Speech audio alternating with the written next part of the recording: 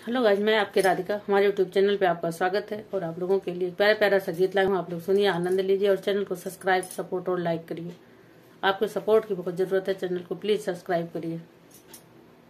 Row डोलिया पकड़ के मोर बीरनवा रोवैना, रोव डोलिया पकड़ के मोर बीरनवा रोवैना।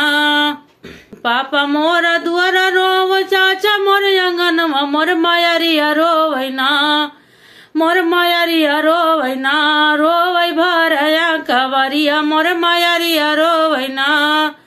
रोवै डोलिया पकड़ के मोर बीरनवा रोवैना, रोवै डोलिया पकड़ के मोर बीरनवा रोवैना। चाची मोरी अलगे रोवै, भाभी मोरी अलगे रोवै, चाची मोरी अलगे रोवै, भाभी मोरी अलगे रोवै। मोर बहिनिया रोवैना, मोर बहिनिया रोवैना। रोवै मड़वा पकड़ के मोर बहिनिया रोवैना, रोवै रोवै मड़वा पकड़ के मोर बहिनिया रोवैना। रोवै डोलिया पकड़ के मोर बीरनवा रोवैना, रोवै डोलिया पकड़ के मोर बीरनवा रोवैना। रोवै डोलिया पकड़ के मोर बीरनवा रोवैना।